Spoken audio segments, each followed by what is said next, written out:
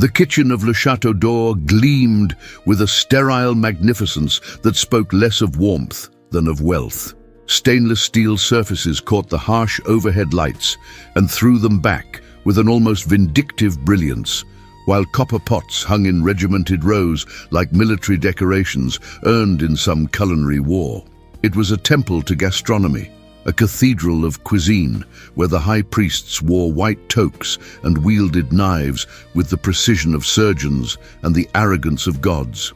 Among these culinary deities moved Elena Vasquez, her hands perpetually submerged in water that was never quite the right temperature, her station tucked away in the furthest corner where the glamour of the kitchen dissolved into the harsh reality of labor.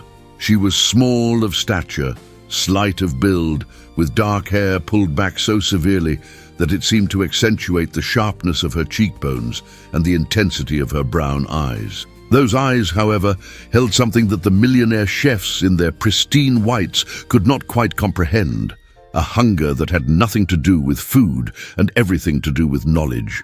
Chef Maurice Laurent stood at the central cooking station, his considerable girth wrapped in custom-tailored chef's whites that probably cost more than Elena earned in 3 months. His hands, soft and manicured despite his profession, gestured expansively as he held court before a small audience of junior chefs and culinary students who had paid obscene amounts of money for the privilege of watching him work. His voice boomed across the kitchen with the confidence of a man who had never known want, never felt the gnawing anxiety of an empty wallet or an uncertain future. "You see, the secret to a perfect beurre blanc is not merely technique," Maurice announced. His French accent thickened deliberately for effect, though Eleanor knew he had been born in Cleveland and had spent only 2 summers in Paris. "It is understanding, comprehension, a certain je ne sais quoi that cannot be taught to just anyone. It requires breeding, refinement, a palate that has been educated from birth on the finest ingredients." Elena's hands continued their mechanical work, scrubbing at a pan that bore the charred remains of Maurice's earlier attempt at caramelization. She had learned to make herself invisible, to become part of the machinery of the kitchen rather than a person with thoughts and ambitions. It was safer that way. The chefs here did not take kindly to dishwashers who presumed to have opinions, much less aspirations. "Some people," Maurice continued, and Elena felt rather than saw his gaze slide briefly in her direction, "are born to create, and others are born to clean up after the creators. This is not cruelty, but merely the natural order of things. Would we ask a street dog to compose a symphony? Would we expect a janitor to perform surgery?" Laughter rippled through his audience, though Elena noted that it was the nervous, obligatory laughter of people who feared being excluded from the joke rather than the genuine mirth of true amusement. She said nothing, her face a careful blank, but her hands gripped the scrub brush with a force that made her knuckles white. Chef Isabella Rossellini swept into the kitchen then, her designer heels clicking against the tile floor with a staccato rhythm that announced her importance. She was reed-thin, her face a testament to the work of skilled cosmetic surgeons, her hair an impossible shade of platinum that caught the light like spun sugar. She had made her fortune with a line of organic, sustainable, impossibly expensive restaurants that catered to the guilt-conscious wealthy who wanted to feel virtuous while still enjoying their privilege. "Maurice, darling," Isabella called out, her voice carrying the affected weariness of the perpetually bored. "Have you seen the disaster in the prep kitchen? Someone has completely butchered the mise en place for tonight's special. The julienne is uneven, the brunoise is practically a rough chop, and don't even get me started on the tournée. It's as if we've hired blind monkeys." "Perhaps we have," Maurice replied with a chuckle. "Good help is impossible to find these days. Everyone wants to be a celebrity chef, but no one wants to put in the actual work. They think they can go from flipping burgers to running a Michelin-starred kitchen based on talent alone." "Dear talent," Isabella scoffed, examining her reflection in the polished surface of a stockpot. "Talent is nothing without proper training, without the right connections, without the financial backing to weather the inevitable failures. I've seen countless young people with so-called talent flame out because they didn't have the resources or the intelligence to capitalize on it. Elena felt something twist in her chest, a sensation that was becoming increasingly familiar, a mixture of rage and resignation, of bitter understanding and desperate hope. She had talent. She knew she had talent. Every night, in the cramped studio apartment she shared with two other women, she practiced techniques she had learned from library books and YouTube videos watched on a phone with a cracked screen. She could break down a chicken in under 2 minutes. She could dice an onion so finely it was almost translucent. She had taught herself 5 mother sauces and could execute them with a precision that would have made Escoffier weep. But what good was talent without opportunity?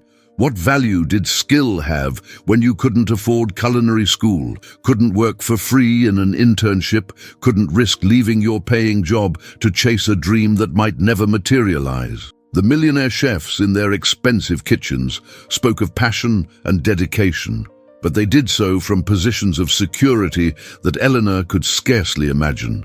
They had never had to choose between buying ingredients to practice with and paying rent. They had never felt the hollowness of hunger, real hunger, not the aesthetic deprivation of an intermittent fasting regimen. Chef Alexander Chen entered next, his arrival marked by the usual flurry of assistants and hangers-on. He was younger than Maurice and Isabella, barely 40, but his restaurants had earned 7 Michelin stars collectively, and his cookbook had sat atop the bestseller list for 18 months. He was handsome in a severe way, his features sharp and his eyes perpetually narrowed in what might have been concentration or contempt. Elena had never been able to determine which.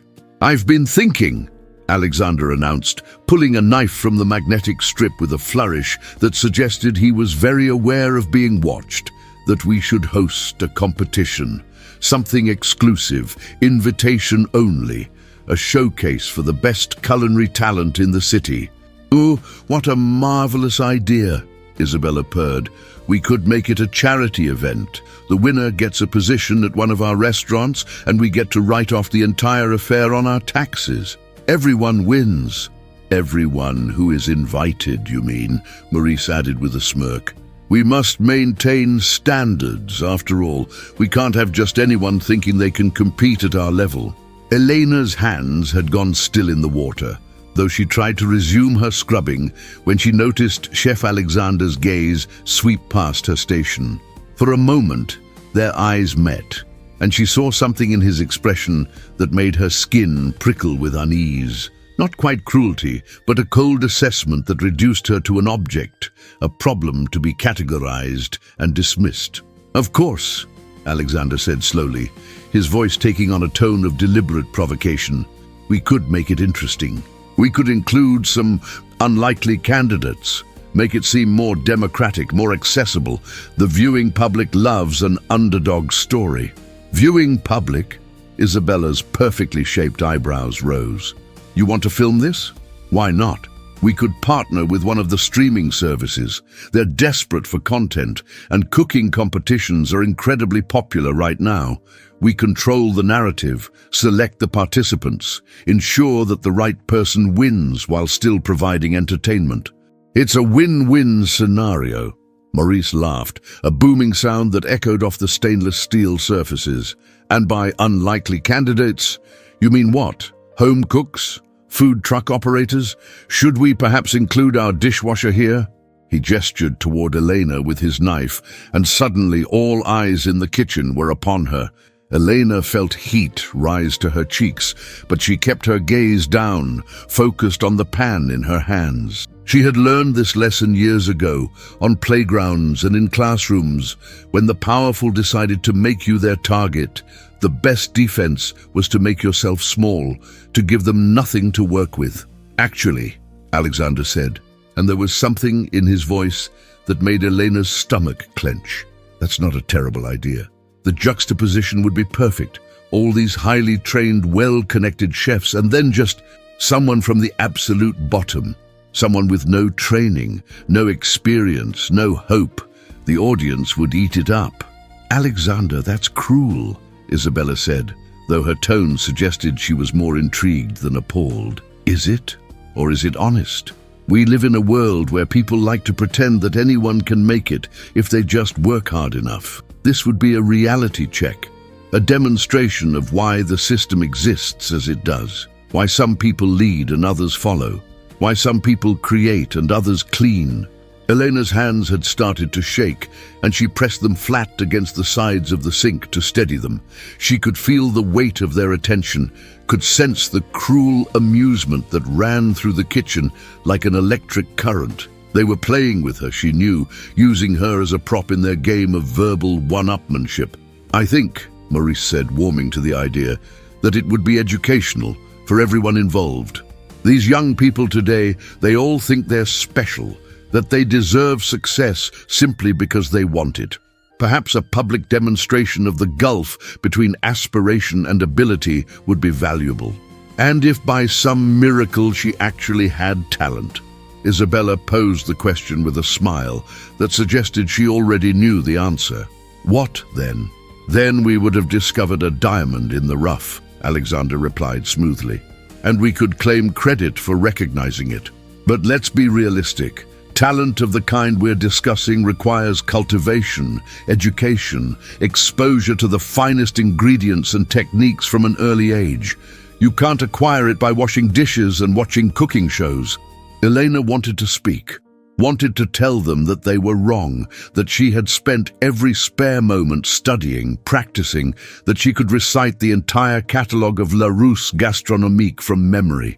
But the words caught in her throat, trapped by years of conditioning, by the knowledge that speaking up would only make things worse.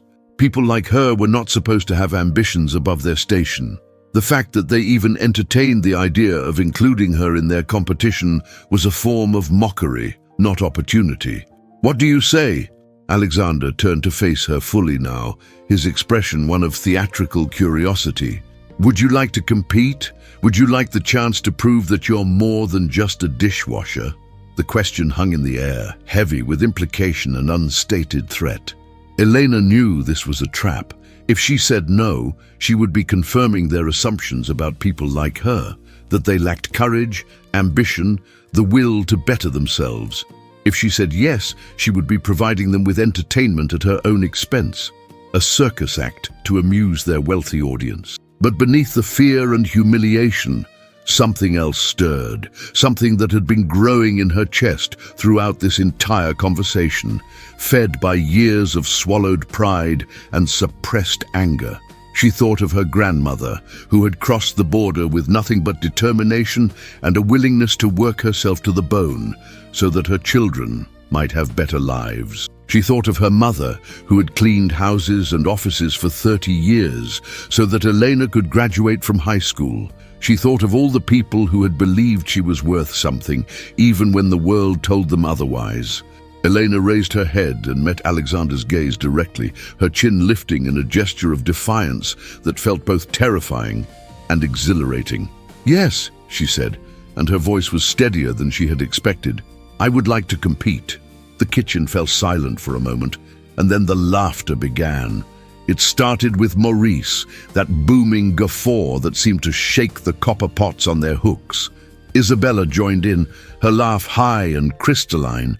Even the junior chefs and culinary students, who had seemed uncomfortable with the earlier mockery, now felt permission to laugh along. Only Alexander wasn't laughing.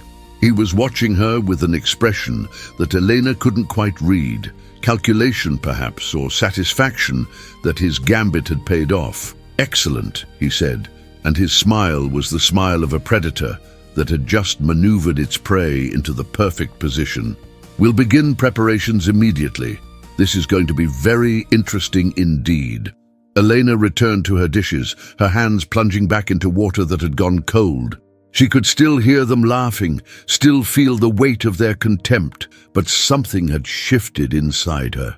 She had made a choice, stepped beyond the invisible boundary that had constrained her entire life. Whether that choice would lead to triumph or disaster remained to be seen. That night, in her cramped apartment, Eleanor stood in the kitchenette that was barely large enough for one person to turn around in. Her roommates were asleep, the silence broken only by the distant sounds of traffic and the occasional siren. She had $43 in her bank account, a collection of second-hand knives she had carefully sharpened to razor precision, and a knowledge of cooking that had been accumulated through sheer determination in the face of every obstacle the world could place in her path. She thought about the competition, about the millionaire chefs who would be watching her, waiting for her to fail. She thought about the cameras that would capture every mistake, every moment of doubt. She thought about the audience who would see her not as a person but as a symbol of poverty, of immigration, of everything that made comfortable people uncomfortable.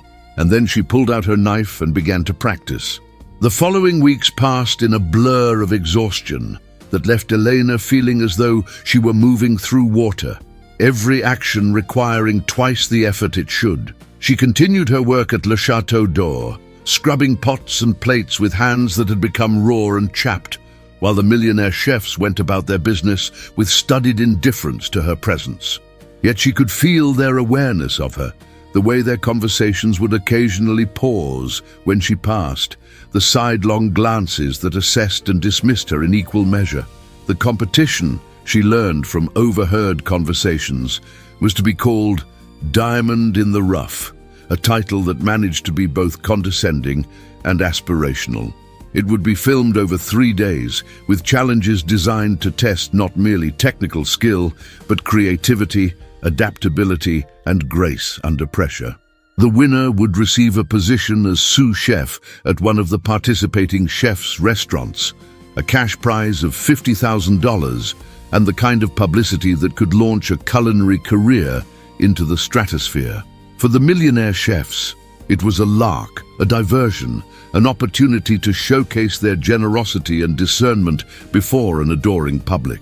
For Elena, it represented something else entirely, a chance, perhaps the only chance she would ever have, to prove that she belonged in their world. Not as a dishwasher, not as hired help, but as a chef in her own right. She had been provided with a packet of information about the competition, handed to her by one of Alexander's assistants with an expression that mingled pity and embarrassment. The young woman, probably fresh out of culinary school herself, had not quite been able to meet Elena's eyes as she explained that there would be a preliminary interview, that Elena should try to be presentable, and that the production company would be in touch about scheduling. Elena had taken the packet home and read it cover to cover, memorizing every detail. There would be 12 competitors, including herself. The others were a carefully curated mix: 3 graduates of prestigious culinary institutes, 2 successful restaurant owners, 4 chefs with significant social media followings, 1 food critic turned chef, and Elena, the token outsider, the human interest story, the one who was there to make the others look better by comparison. She understood the game they were playing. She was not naive enough to believe that her inclusion represented genuine opportunity.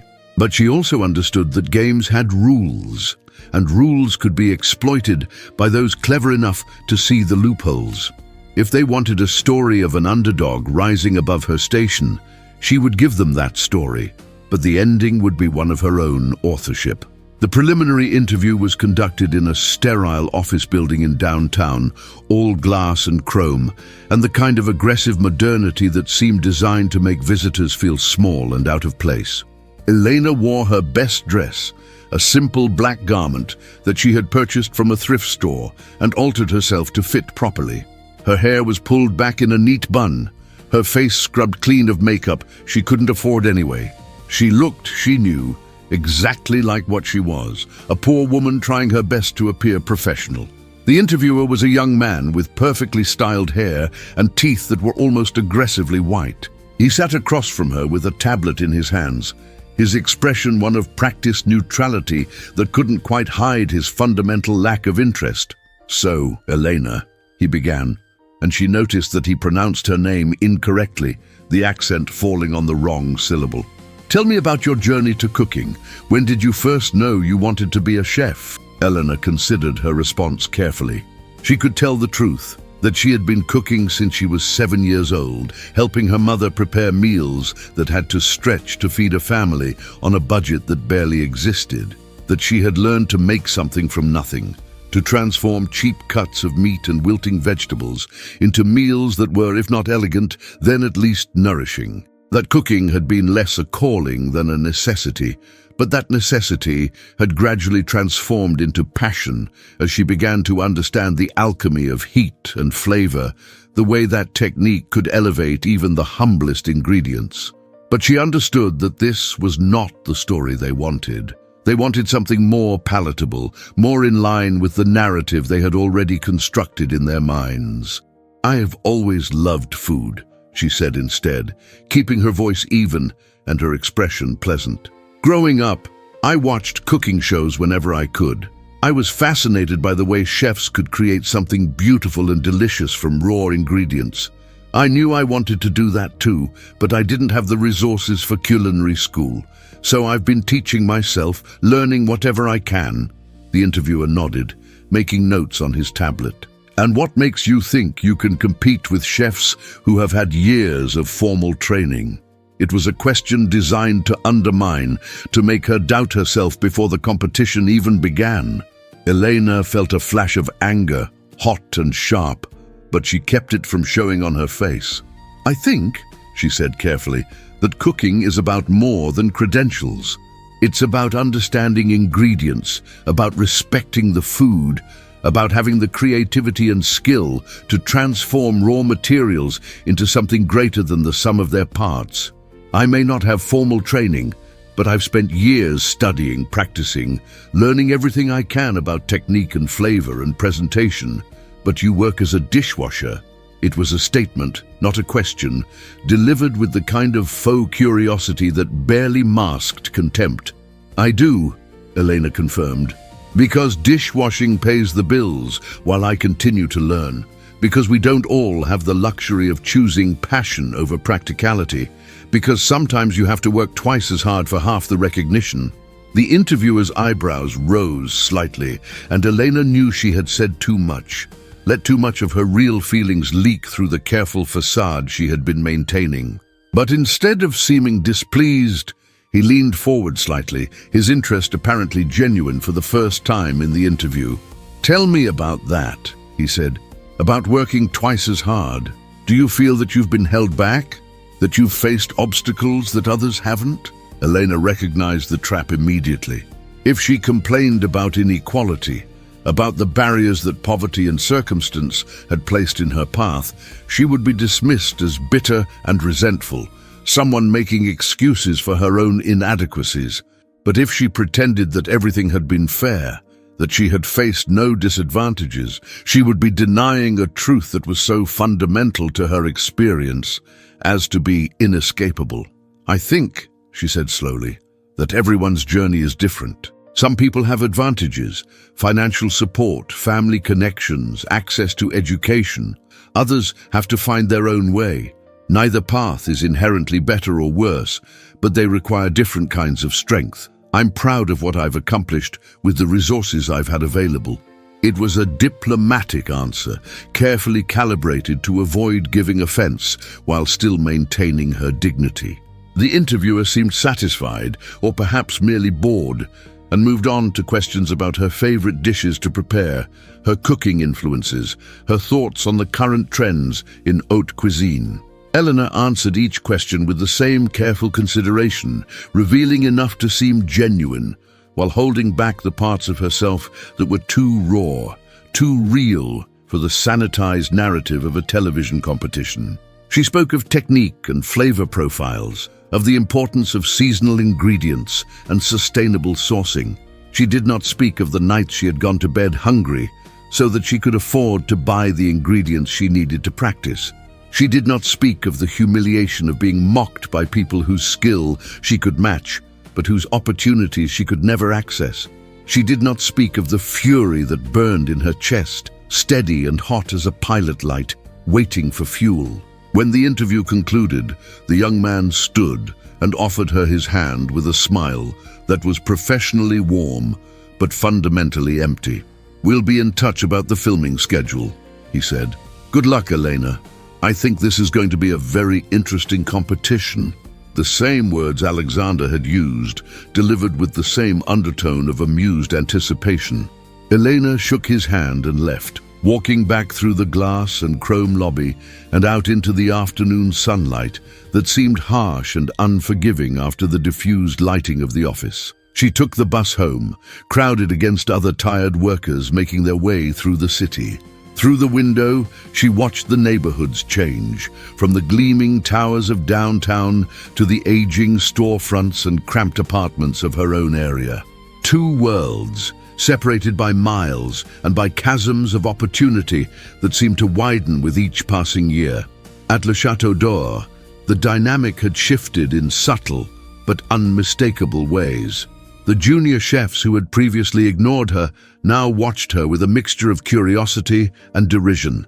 She overheard conversations that stopped abruptly when she approached, caught fragments of speculation about how quickly she would fail, how embarrassing it would be when her inadequacy was revealed before cameras and a national audience. Chef Maurice seemed particularly energized by the situation.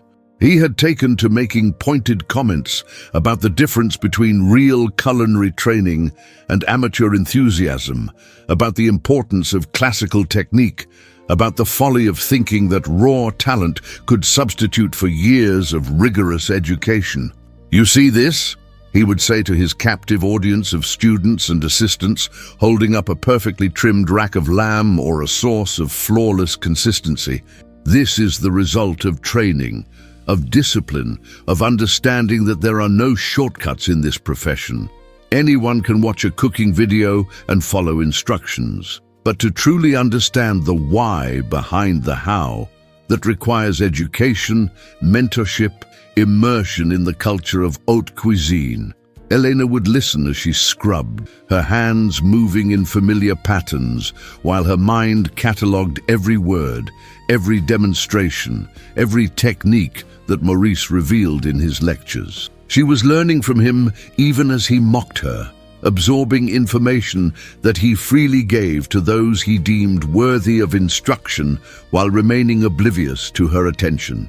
Isabella visited the kitchen less frequently, but when she did, she made a point of speaking to Elena with a kind of exaggerated kindness that was perhaps more insulting than outright rudeness would have been. "How are you preparing for the competition, dear?" she would ask, her voice dripping with concern that was entirely performative. "Do you need any advice? I'd hate to see you go into this completely unprepared. It would be so humiliating, and I'm sure that's not what Alexander intended when he suggested including you." Elena would thank her politely, deflecting the offers of help that came wrapped in barely concealed contempt. She knew that any assistance from Isabella would come with strings attached, would be designed to make her feel indebted and inferior. Better to rely on her own resources, limited as they were, than to accept charity that was really just another form of control. Alexander remained the most enigmatic of the three. He would sometimes pause at her station, watching her work with an intensity that made her skin prickle with awareness. He never spoke to her directly, never offered advice or criticism, but she could feel his assessment like a physical weight. She wondered what he saw when he looked at her, a curiosity perhaps, or an experiment, or simply confirmation of his own theories about talent and class, and the immutable nature of social hierarchies. At night, in her apartment, Eleanor continued her practice with a discipline that bordered on obsession. Her roommates had grown accustomed to waking to the smell of cooking, to finding their small kitchen filled with plates of food that Elena would then photograph, critique, and often throw away because it hadn't met her exacting standards. "You're going to make yourself sick," her roommate Maria said one evening, watching as Eleanor broke down yet another chicken, her movements swift and precise despite the exhaustion that made her hands tremble slightly. "You barely sleep, you barely eat. This competition isn't worth destroying yourself over." But Maria didn't understand. She couldn't understand. For her, the competition was just a television show, a diversion, something to watch for entertainment. For Elena, it represented years of suppressed ambition, crystallized into a single opportunity. It was not merely about winning a position or a cash prize. It was about proving to the millionaire chefs, to the viewers, to herself, that she was not defined by her circumstances, that her talent and determination could elevate her beyond the role that society had assigned her. She practiced classic French techniques, perfectly emulsified hollandaise, consommé clarified to absolute transparency, pastry so light and flaky it seemed to dissolve on the tongue. She studied molecular gastronomy, teaching herself spherification and jellification through trial and error and countless failed attempts. She explored regional American cuisine, Asian fusion, Latin American flavors that spoke to her heritage and her history. Her knife skills became faster, more precise. Her palate developed the ability to detect subtle variations in seasoning, to understand the complex interplay of flavors. Her plating became more refined, more artistic, as she studied photographs of Michelin-starred dishes and learned to see food not merely as sustenance, but as visual art. She had $43 in her bank account when this journey began. By the time the competition was set to start, she had 17. The rest had gone to ingredients, to replacing a knife that had broken during practice, to bus fare to the grocery stores where she could find the specialty items she needed. She was living on rice and beans, on the meals provided at Le Chateau d'Or when she could sneak them, on the kind of deprivation that would have horrified the millionaire chefs who spoke so casually of passion and dedication. But she would not give up, could not give up, because giving up meant accepting that they were right about her, that people like her belonged in the shadows, washing dishes while others claimed the spotlight. The call came on a Tuesday evening. The competition would begin filming on Friday. She was to arrive at 6 in the morning at a location that would be provided. She would be there for 3 days, with accommodations and meals provided. She needed to bring her own knives and any personal items she might require. Eleanor hung up the phone and stood very still in the center of her apartment, feeling the weight of what was about to happen settle over her like a physical presence. This was it. The moment toward which everything had been building. In 3 days, she would walk into a room full of cameras and competitors and judges who expected her to fail. She would face challenges designed to expose her inadequacies, to highlight the gap between her abilities and those of properly trained chefs. And she would show them what someone with nothing to lose and everything to prove could accomplish. The night before the competition, Elena didn't sleep. She sat at her small kitchen table, her knives laid out before her like weapons being prepared for battle. She had sharpened each one until the edge was almost microscopic, had cleaned and oiled the handles until they gleamed. These were not expensive knives, not the Japanese steel that the millionaire chefs wielded with such casual confidence, but they were hers, purchased with money she had earned through her own labor, maintained with care that bordered on reverence. She thought about her grandmother, long dead but still vivid in her memory, the way her hands had moved when she cooked, efficient and sure, creating meals that had nourished not just bodies, but souls. The way she had spoken about dignity, about the importance of doing every task, no matter how humble, with excellence and pride. She thought about her mother, who would be watching the competition from the small television in her studio apartment, her hands probably clasped together in prayer or worry or both. Her mother, who had never quite understood Elena's obsession with cooking but who had supported it anyway, in the small ways that poverty allowed. And she thought about the millionaire chefs, with their expensive educations and their carefully cultivated brands and their absolute certainty that they understood the fundamental nature of talent and success. They were about to learn something that their privilege had prevented them from understanding, that hunger, real hunger of the soul, and not just the body, could be a more powerful teacher than any culinary institute. The television studio had been transformed into a gleaming cathedral of culinary aspiration. 12 cooking stations stood in precise formation, each equipped with professional-grade appliances that probably cost more than Elena had earned in her entire working life. Overhead, an elaborate system of lights and cameras hung like mechanical angels, ready to capture every moment of triumph and humiliation for an audience that would watch from the comfort of their homes, never having to smell the sweat or feel the heat or understand the desperation that pulsed beneath the surface of this manufactured drama. Elena arrived in the pre-dawn darkness, her knife roll clutched against her chest like a shield. The other competitors were already gathering, and she felt their assessment of her like a physical touch. They were younger than she had expected, mostly in their 20s, dressed in the kind of casual but expensive clothing that spoke of financial security and social confidence. Several wore chef's coats embroidered with the names of prestigious restaurants or culinary schools. One man had a full sleeve of tattoos that seemed to be entirely food-related. She could make out a whisk, some herbs, what looked like a pig being broken down into its constituent cuts. She recognized some of them from their social media presence. There was Marcus Chen, no relation to Alexander, despite the shared surname, who had built a following of 2 million people by posting videos of himself making elaborate fusion dishes in his apartment kitchen. Jessica Thornton, a graduate of the Culinary Institute of America, who had spent 2 years working under Thomas Keller before opening her own farm-to-table restaurant. David Park, who had won 3 James Beard Awards before he was 30. The list went on, each competitor more qualified and more confident than the last. And then there was Elena, the dishwasher, the human interest story, the one who was there to make the others look good by comparison.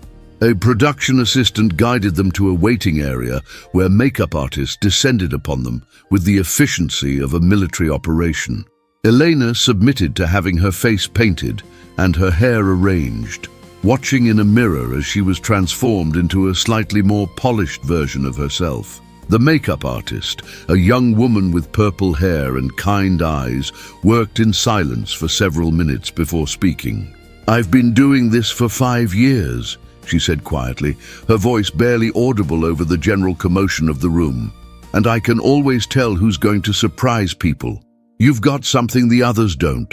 I can see it in your eyes." Elena met her gaze in the mirror, uncertain how to respond to this unexpected kindness.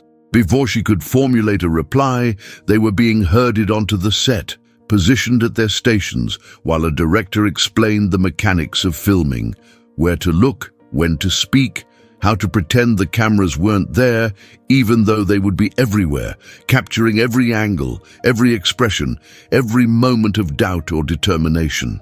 The judges entered last, a procession of culinary royalty designed to intimidate and inspire in equal measure. Maurice, Isabella, and Alexander took their positions at an elevated table that allowed them to look down upon the competitors both literally and figuratively. They were joined by 2 additional judges, a food critic whose reviews could make or break a restaurant, and a celebrity chef whose television shows had made him a household name. Maurice looked particularly pleased with himself, his considerable bulk settled comfortably in his chair as he surveyed the competitors with the air of a king reviewing his subjects. Isabella appeared bored already, examining her nails with studied disinterest. Alexander's expression was unreadable, his sharp features composed in a mask of professional neutrality that revealed nothing of his thoughts. The host of the show, a handsome man with a smile that seemed to have been engineered for maximum charm, stepped forward to address the competitors and the cameras simultaneously. "Welcome to Diamond in the Rough," he began, his voice rich with manufactured enthusiasm. "Today, 12 talented individuals will begin a culinary journey that will test their skills, their creativity, and their passion for food. Over the next 3 days, they will face challenges designed by some of the most celebrated chefs in the world. And at the end, one person will emerge victorious, earning not only a cash prize and a position at a premier restaurant, but also the recognition that they have what it takes to succeed at the highest levels of the culinary world. Elena felt her heart hammering against her ribs, felt the familiar sensation of her palms beginning to sweat. She forced herself to breathe slowly, evenly, to project a calm she did not feel. Around her, the other competitors stood with varying degrees of confidence, some bouncing slightly on their toes with nervous energy, others still as statues, their faces carefully composed. "Your first challenge," the host continued, moving toward a table that had been concealed beneath a cloth, "is to demonstrate your understanding of classical technique. You will have 2 hours to prepare a dish that showcases your mastery of fundamental cooking skills. But there's a twist." He pulled away the cloth with a flourish, revealing not the premium ingredients Elena had been expecting, but rather an array of humble, basic components: potatoes, eggs, flour, butter, milk, a whole chicken, some root vegetables, herbs, and little else. "You must create an elevated dish using only these ingredients," the host announced. "No specialty items, no exotic spices, no expensive proteins, just the basics. Show us what you can do with fundamental ingredients when technique and creativity are all you have to rely on." Elena felt something shift inside her chest, a loosening of the tension that had been coiled there since she arrived. This was not a challenge designed to favor those with access to rare ingredients or specialized training in molecular gastronomy. This was about fundamental skill, about understanding how to coax maximum flavor and beauty from the most basic components. This was the kind of cooking she had been doing her entire life, making something from nothing, elevating the humble through sheer determination and skill. Around her, she could sense some of the other competitors' uncertainty. Marcus Chen, who specialized in elaborate fusion dishes with ingredients sourced from around the world, looked particularly thrown. Jessica Thornton seemed more confident, her farm-to-table background presumably giving her comfort with simple, quality ingredients. David Park had already begun assessing the available items with a practiced eye, clearly formulating his approach. "Begin!" the host shouted, and the kitchen erupted into controlled chaos. Elena moved to her station with purpose, her hands already reaching for the chicken. While others hesitated, perhaps overthinking their approach or trying to conceptualize something sufficiently impressive for the judges, she simply began to work. Her knife moved with swift precision, breaking down the bird into its constituent parts: breasts, legs, thighs, wings, carcass for stock. Nothing would be wasted. Nothing could be wasted. She could feel the cameras on her, could sense the judges watching, but she pushed that awareness to the periphery of her consciousness. There was only the food now, only the familiar rhythm of knife against cutting board, the smell of raw meat and fresh herbs, the cool smoothness of the chicken skin beneath her fingers. She would make a classic chicken supreme with pomes Anna and a pan sauce, but she would execute it with a precision that would be undeniable. The chicken breasts would be pounded to even thickness, ensuring uniform cooking. The potatoes would be sliced paper-thin on a mandolin she had seen at her station, arranged in overlapping circles and cooked in clarified butter until they achieved that perfect balance of crispy exterior and creamy interior. The sauce would be built from the pan drippings, deglazing with a splash of the cooking liquid from the chicken, mounting with butter at the last moment to create that glossy, velvety texture that spoke of classical French technique executed flawlessly. As she worked, she was peripherally aware of the other competitors and their approaches. Someone was attempting a complicated chicken ballotine that required deboning the entire bird. An impressive technical skill, but risky given the time constraint. Another was making fresh pasta, presumably for some kind of egg-based dish. A third was working on what looked like a potato galette with a fried egg on top. Simple but potentially elegant if executed well. Maurice had risen from the judge's table and was making his rounds, stopping at each station to observe and comment. Elena could hear his voice, that booming, self-satisfied tone that seemed designed to simultaneously encourage and undermine. "Interesting choice," he said to Marcus, who appeared to be making some kind of Asian-inspired chicken dish. "But are you certain that this approach really showcases classical technique?" The challenge was quite specific. He moved on, leaving Marcus looking uncertain, second-guessing himself in a way that would likely affect his execution. This, Elena realized, was part of the game. The judges were not merely passive observers, but active participants in the psychological warfare of the competition. When Maurice reached her station, she felt his presence like a change in air pressure. She did not look up from her work, did not pause in the steady rhythm of her preparation. Her hands moved with practiced efficiency, slicing shallots into perfect brunoise, mincing herbs with the precision of someone who had spent hundreds of hours practicing this exact movement. "Well," Maurice said, and she could hear the surprise in his voice despite his attempt to mask it.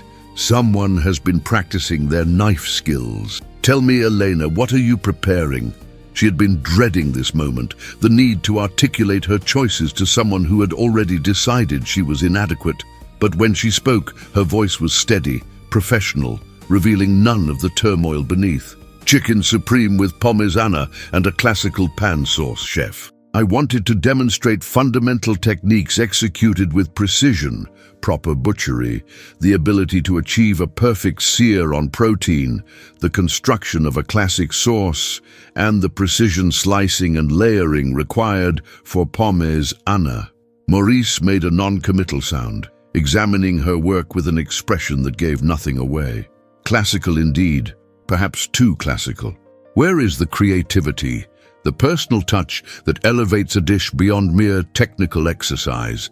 Elena felt a flash of frustration, but kept it from showing on her face. "I believe that perfect execution of classical technique is itself a form of creativity, chef.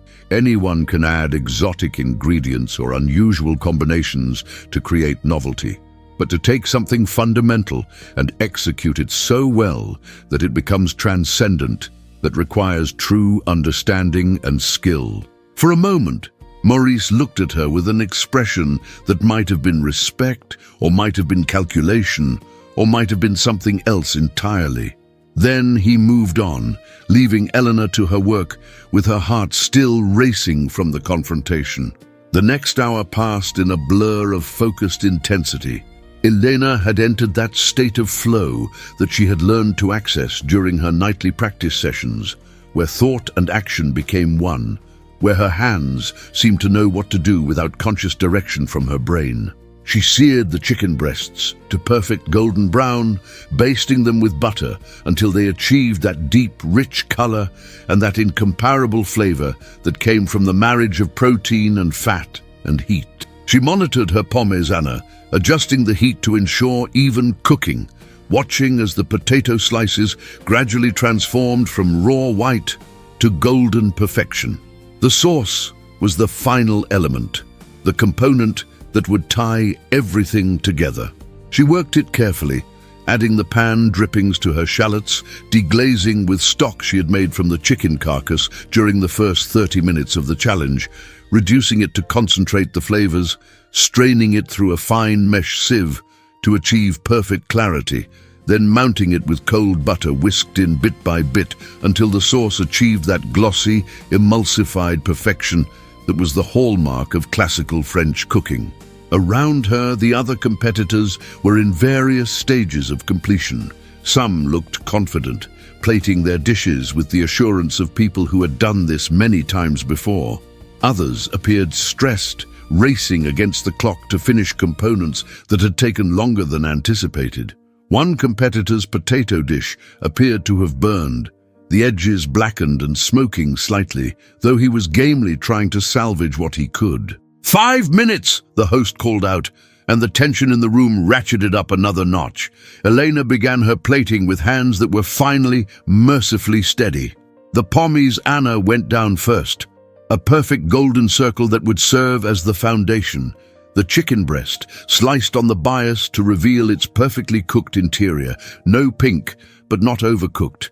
Just that tender, juicy perfection that came from understanding exactly how heat transformed protein. The sauce, spooned carefully around the plate, not over the chicken, which would have made the skin soggy, but pooled elegantly beside it.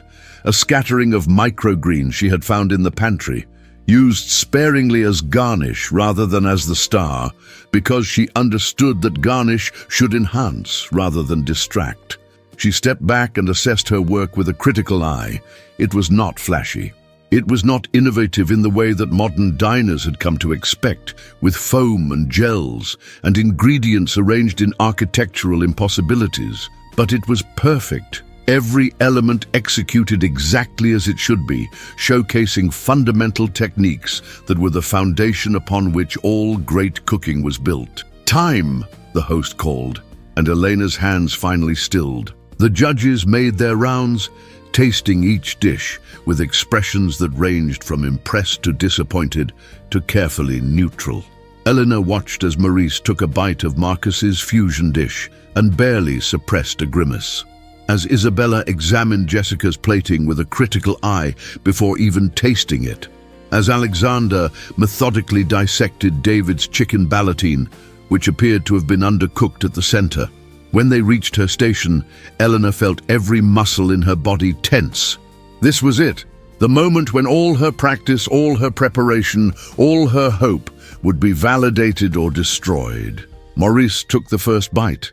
His eyebrows rose slightly, and he took another, more considered taste.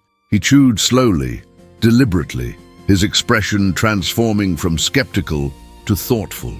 Isabella followed, her fork cutting through the chicken with an ease that indicated proper cooking, her face showing the first genuine emotion Eleanor had seen from her, surprise. Alexander was last.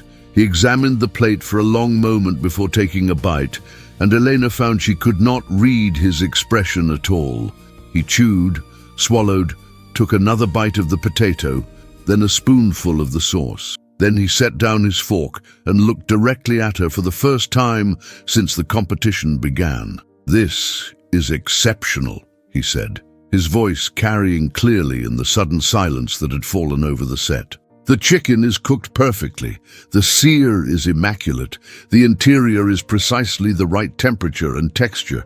The pommes Anna demonstrate perfect knife skills and an understanding of how to layer and cook potato to achieve that ideal balance of textures. And the sauce," he paused, taking another taste. "The sauce is classically perfect, properly emulsified, perfectly seasoned, the right consistency, the right flavor profile. This is the kind of dish that seems simple, but requires absolute mastery of fundamental techniques to execute correctly." Maurice nodded slowly, as if reluctant to agree, but unable to deny the evidence before him. "I concur. This is technically flawless. My only critique would be that it lacks a certain personality. It is a perfect reproduction of classical technique, but where is Elena in this dish?" Elena felt something rise in her chest, something that might have been anger or might have been courage, or perhaps some combination of both. When she spoke, her voice was clear and steady, projecting a confidence she had never allowed herself to feel before. "With respect, chef, I am in every element of this dish. I'm in the precision of the knife work, because precision is what I have had to cultivate when I could not afford to waste a single ingredient through careless cutting. I'm in the perfect execution of the cooking, because I have had to teach myself through trial and error and countless failed attempts, learning from each mistake because I did not have instructors to guide me. I am in the decision to honor classical technique rather than chase novelty, because I understand that before you can break rules, you must first master them. This dish is me. It is everything I have learned, everything I have practiced, everything I am capable of when given the opportunity to demonstrate my skills." The silence that followed her words seemed to stretch forever. Elena could feel the cameras on her, could sense the other competitors watching, could see the judges' expressions shifting as they processed what she had said and how she had said it. Finally, Alexander smiled, a small, genuine smile that transformed his severe features into something almost warm. "Well said," Alexander replied, and there was something in his voice that Elena had not heard before. Genuine respect, perhaps, or recognition. "Let us see if you can maintain this level of excellence throughout the remaining challenges." The first challenge had been merely the opening salvo, in what would prove to be an exhausting test of endurance, skill, and mental fortitude. Over the next 2 days, the competitors would face increasingly complex demands, each challenge designed to expose weaknesses and highlight strengths, to separate those who possessed genuine talent from those who merely had the appearance of it.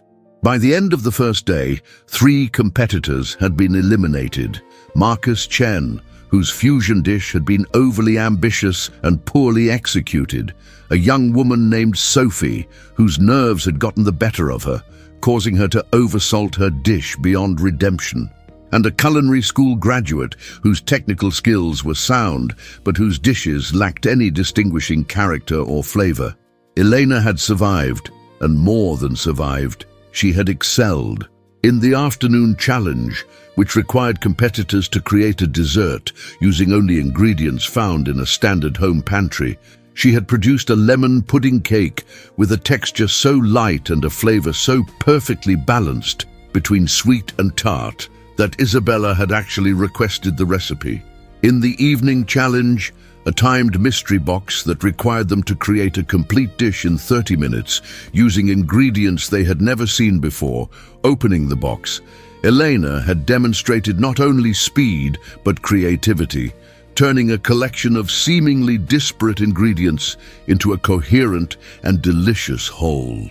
That night, in the hotel room the production had provided, Elena lay awake, staring at the ceiling and trying to process everything that had happened. Her body ached with exhaustion. Her hands were cramping from the hours of intense knife work, but her mind was racing too fast to allow for sleep. She replayed each challenge, each interaction with the judges, each moment when she had felt the other competitors' eyes upon her, reassessing their initial dismissal. She thought about Maurice's face when he had tasted her chicken, the way his certainty had wavered just slightly. She thought about Isabella's surprise at the lemon pudding cake, the way she had actually smiled, not the performative smile she wore for the cameras, but something genuine.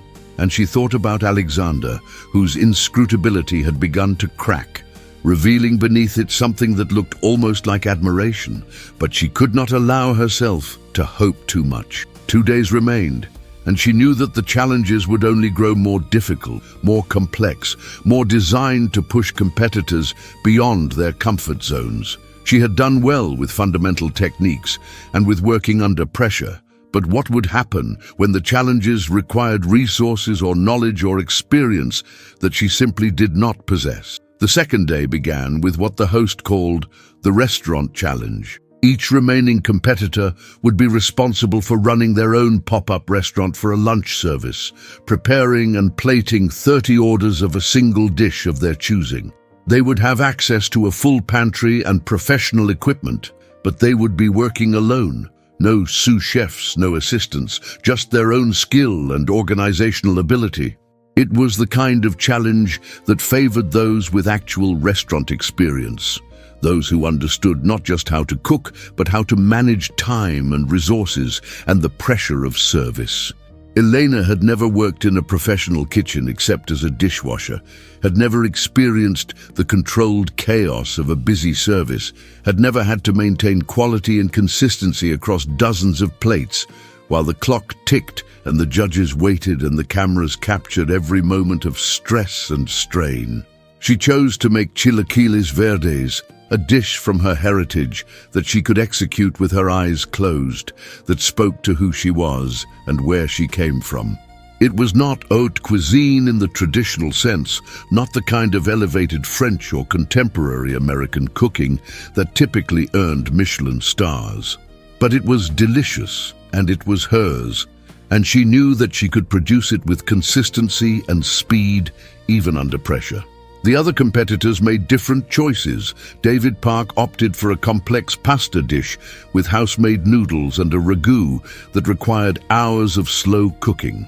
Jessica Thornton chose a deconstructed chicken pot pie that required precise timing and multiple components.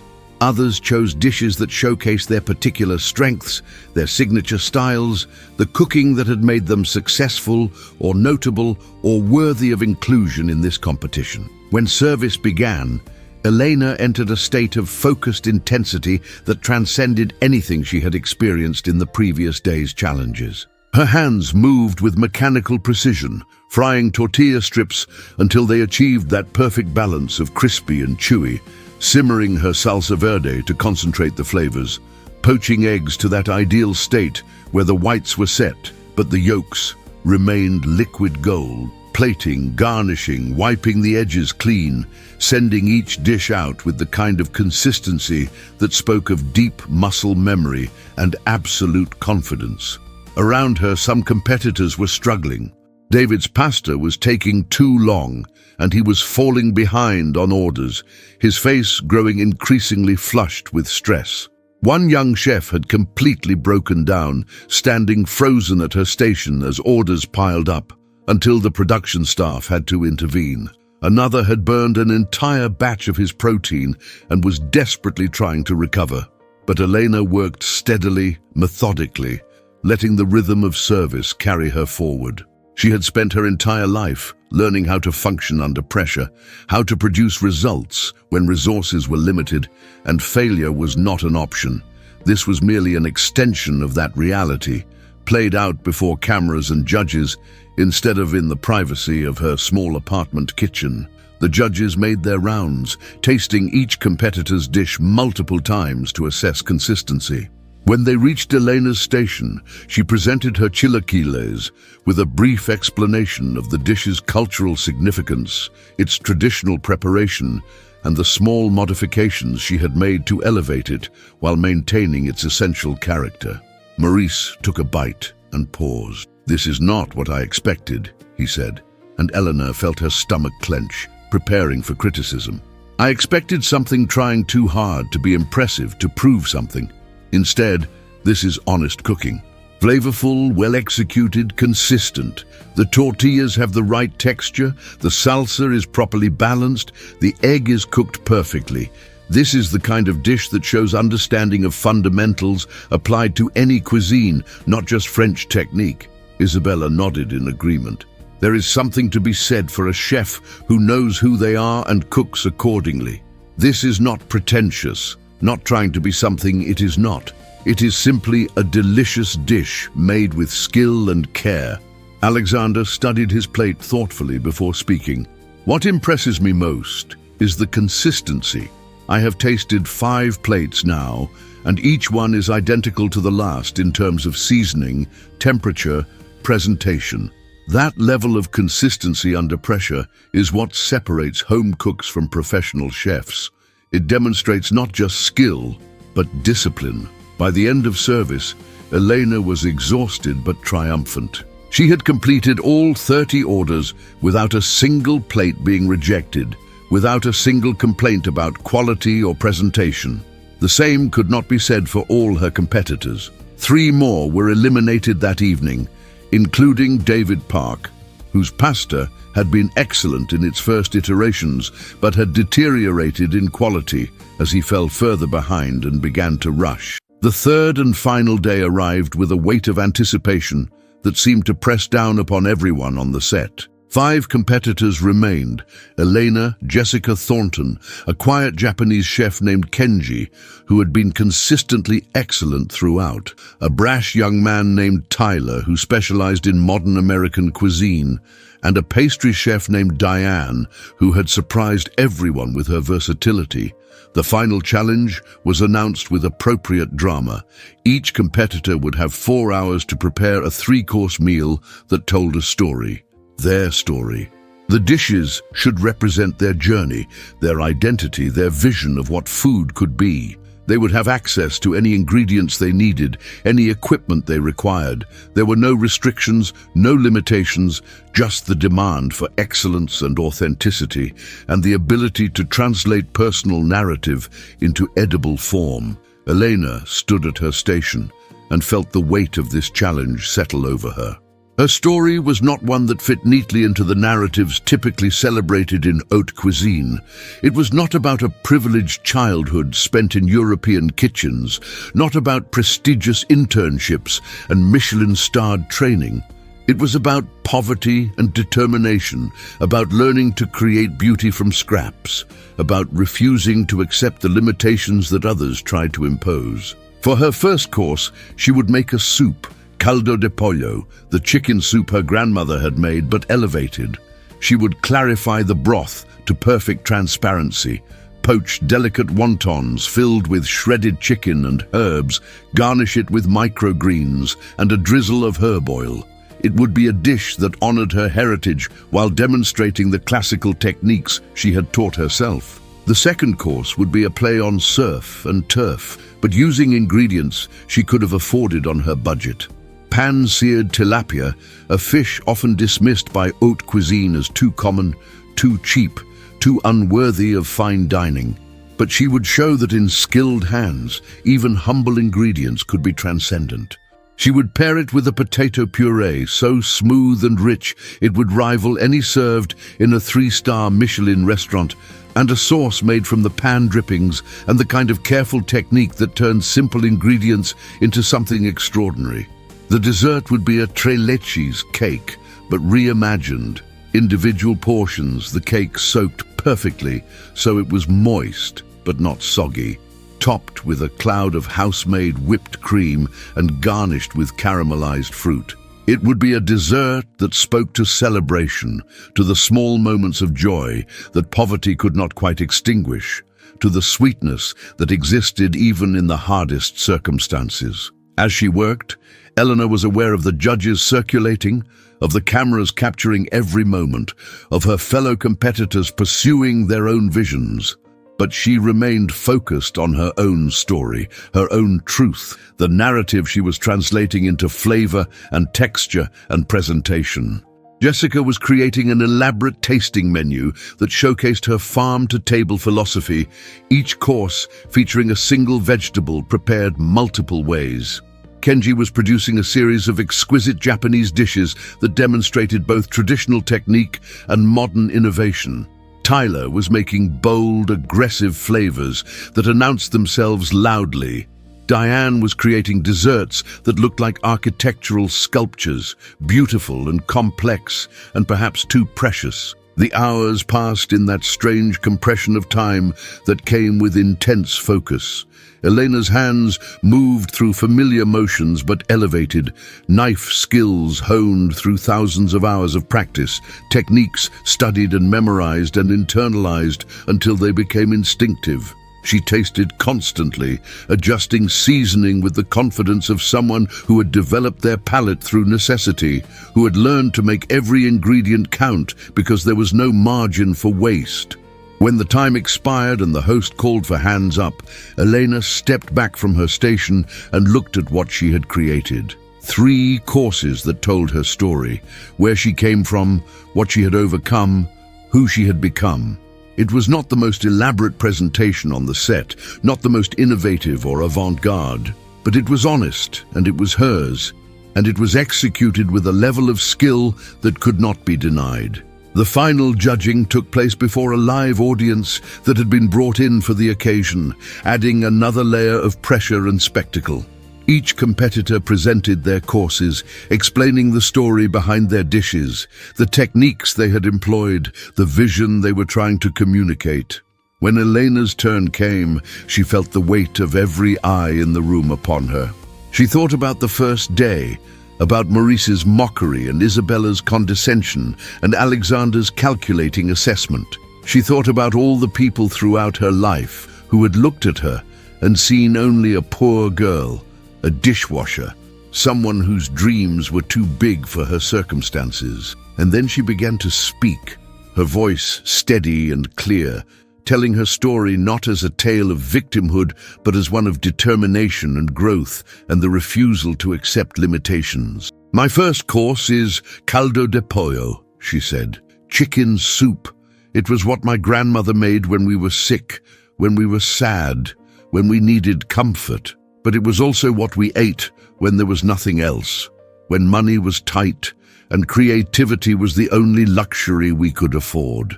I have taken that humble soup and elevated it, clarified the broth, refined the presentation, but kept the heart of it.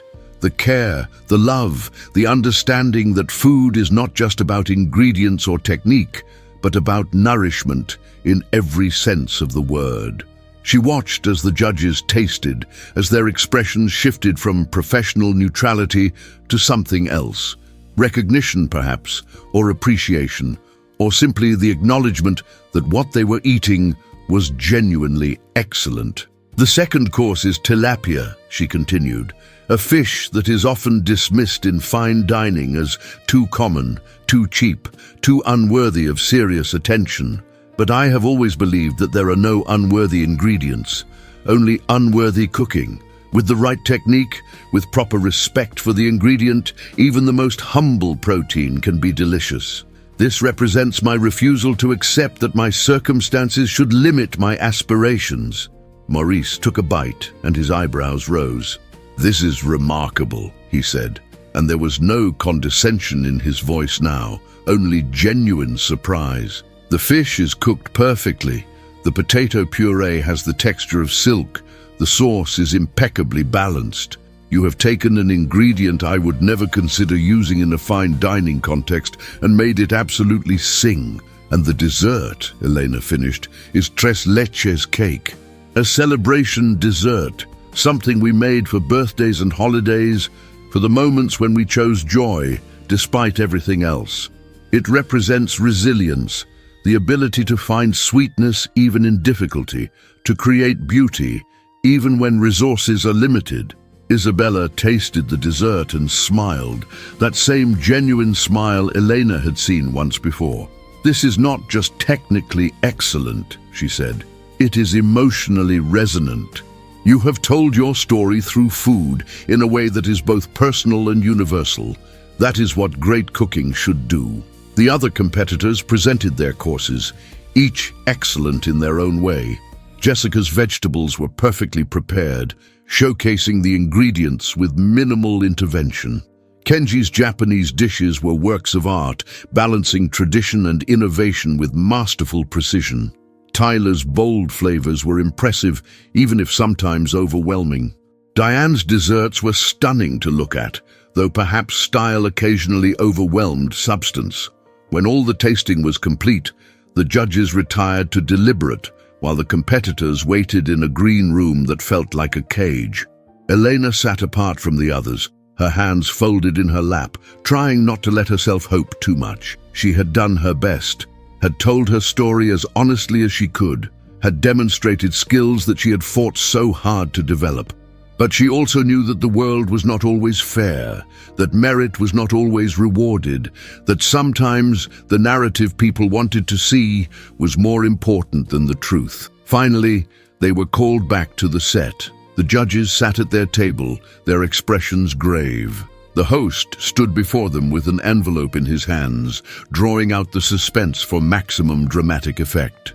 "This has been one of the most surprising competitions we have ever had the privilege to judge," Alexander said, speaking for the panel.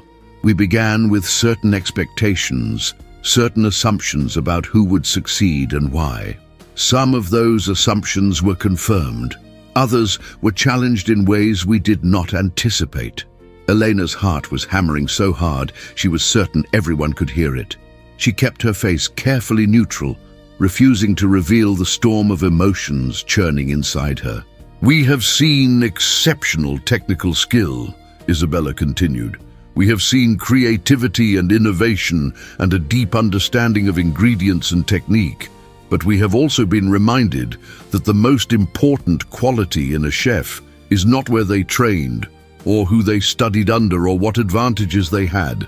It is their passion for food, their willingness to work harder than anyone else, their ability to translate feeling into flavor. Morris shifted in his seat, and when he spoke, his voice had lost its usual bombastic quality. I must confess that I began this competition with prejudices that I am not proud of. I made assumptions about who could and could not succeed based on their backgrounds rather than their abilities. I was wrong, and I am grateful for the reminder that talent and determination can emerge from anywhere, that greatness is not the exclusive province of the privileged. The host opened the envelope with excruciating slowness. The winner of Diamond in the Rough is... Elena closed her eyes, unable to watch, unable to bear the disappointment if her name was not called. Elena Vasquez. For a moment, Elena could not process what she had heard. The words seemed to come from very far away, disconnected from reality. Then she opened her eyes and saw the judges standing, saw the other competitors turning to look at her with expressions that ranged from genuine pleasure to barely concealed disappointment. Saw the cameras focused on her face to capture this moment for the audience that would watch from their homes. She had won, against every expectation, against every assumption, against the mockery and doubt and systemic barriers that had been placed in her path. She had won. The following minutes passed in a blur of congratulations and photographs and interviews. Someone placed a chef's coat in her hands, embroidered with her name and the title, Diamond in the Rough Champion. Someone else handed her an oversized check representing the prize money, $50,000 that would change her life in ways she could barely comprehend. And someone explained that she would begin her position as sous chef at one of the restaurants in 2 weeks, giving her time to transition from her current job. But through all of this, what Elena remembered most clearly was the moment when Alexander approached her privately, away from the cameras and the commotion, and extended his hand. "I owe you an apology," he said simply. "I invited you to this competition believing that you would fail, that your failure would prove a point about the relationship between talent and opportunity. Instead, you have taught me something I should have already known, that greatness often emerges from adversity, that those who have had to fight for everything often value it more deeply and work harder to maintain it than those to whom everything has been given." Elena took his hand and met his gaze directly. "I don't need your apology," she said quietly. "I need your recognition. Not of me specifically, but of all the others like me, the people who have talent and passion and determination but lack opportunity. Your platforms, your restaurants, your influence, you could use them to create pathways for people who don't have access. That would matter more than any apology." Alexander considered this for a moment, then nodded slowly. "You're right, and I will think about how to do that." He paused, then added, "You are going to be an exceptional chef, Elena, but I suspect you are going to be something even more important, someone who changes the conversation about who gets to succeed in this industry." That evening, Elena returned to her small apartment for the last time as a dishwasher with no prospects. Her roommates had watched the final episode and greeted her with tears and champagne they could not afford, but had bought anyway. Her phone was filled with messages from her mother, her relatives, people she had not heard from in years.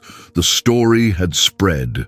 The dishwasher who had beaten the millionaire chefs, who had done the unimaginable.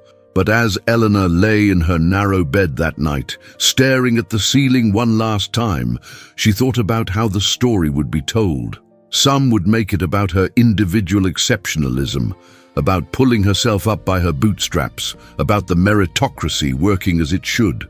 They would use her success to argue that anyone could make it if they just worked hard enough, conveniently ignoring all the systemic barriers that made her journey so much harder than it needed to be.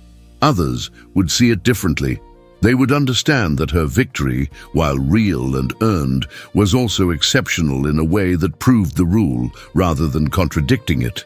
That for every Elena who made it through, there were countless others with equal talent who never got the chance, who were ground down by poverty and prejudice and the simple exhaustion of survival. Both stories were true in their way. She had won through talent and determination and sheer force of will. But she had also been lucky. Lucky to have been included in the competition at all. Lucky that the challenges had played to her particular strengths. Lucky that the judges had been open to being proven wrong.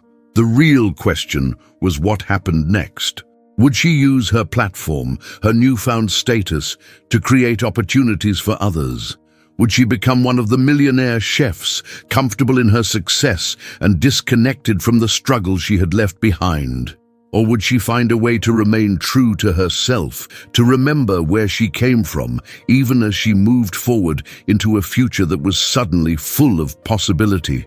Elena did not have all the answers, but as she finally drifted off to sleep, she knew one thing with absolute certainty. She would never forget what it felt like to be dismissed, to be mocked, to be told that she did not belong. And she would spend the rest of her career making sure that others like her had better opportunities than she had been given. The dishwasher had amazed them all by doing the unimaginable. But the real work, the work of changing an industry, of opening doors that had been closed, of proving that excellence could emerge from anywhere, that work was only beginning. And Elena Vasquez, former dishwasher, newly crowned champion, was ready to begin.